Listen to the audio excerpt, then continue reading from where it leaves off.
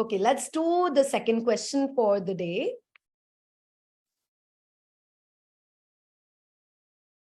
And this will explain the concept of formation of numbers. Now we know the face value of a digit, the place value of a digit, and we're able to visualize numbers as packets. Let's see how do we form the numbers now. So the question is that P is a 2-digit number and Q is the number consisting of the same digits written in reverse order. If the product of P and Q is 2430, then what is the difference between P and Q? Again, the first thing we need to do is comprehend the question right. So what are we given? We are given that P is a 2-digit number.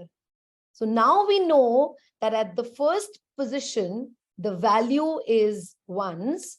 And at the second position, the value is tens. And when we're given that it's a 2-digit number, let us take that to be XY, where the value of Y is 1 and the value or at the position where X is placed is tens. So it is X packets of 10 and Y packets of 1. Again, try and visualize the number XY. We have Y packets of 1 and X packets of tens. That means it is something of the type 10X plus Y, the number. And when we are given that Q is the number consisting of the same digits written in the reverse order, that means the number Q is YX. And how do you visualize YX? It is X packets of 1 and Y packets of tens. So it will be 10Y plus X. So these are the two things which are given in the first part of the question. The second part of the question says that the product is 2430. That means when we multiply XY with YX, we get the product as 2430. And what do we need to find? We need to find the difference of the numbers P and Q. How do we write down the difference? It is P minus Q or Q minus P.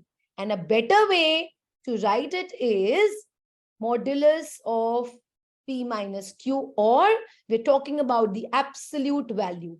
Now this condition is actually both P minus Q or Q minus P. Whenever we write down the absolute value or the modulus of P minus Q or any number inside, it actually signifies that it takes both the values plus and minus. So either P would be greater than Q, so we'll find out P minus Q, or Q could be greater than P, and in that case, we'll find out Q minus P. So finding out the absolute value means both the conditions.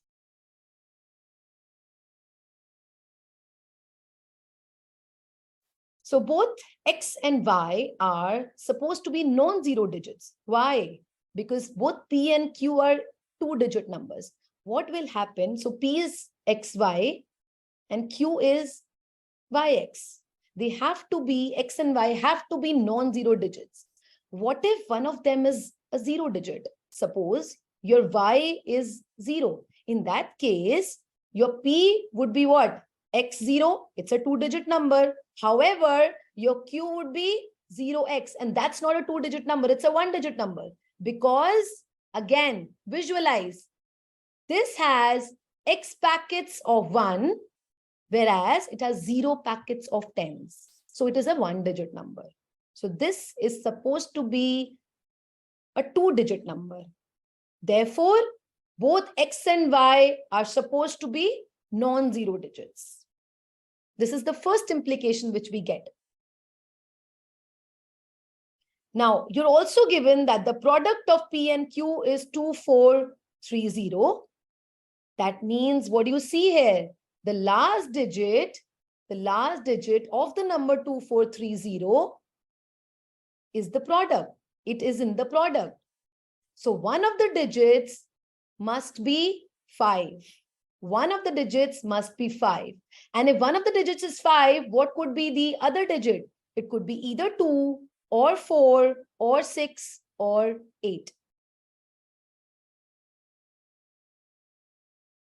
The last digit can be 0 in the product if x multiplied by y could be either 10 or 20 or 30 and so on, because we need to multiply y and x for the last digit. Now, if I take x equal to 5, so y could be either 2, 4, 6 or 8, because we have to form the digit here. We need to find out the digit here. And also it could be vice versa. I could take y as 5. And in that case, x could be 2, 4, 6 or 8. Let's evaluate this now. That means we have 5x times y5 to be equal to 2430. Let us see what could be the possible combinations now. If x is 5 and y is 2, we get the numbers as 52 and 25, and their product is not equal to 2430. We just have to explore the options now. If x is 5 and y is 4, then the numbers are 54 and 45, and their product is 2430. And we can just discontinue with the options now and go away with the number 54 and 45. In fact, you can verify it yourself. If you take the numbers as 56 and 65, their product is also not equal to 2430. And same for the numbers 58 and 85. So what do we get the numbers as? It is 54 and 45. And we need to find out the difference between the two numbers.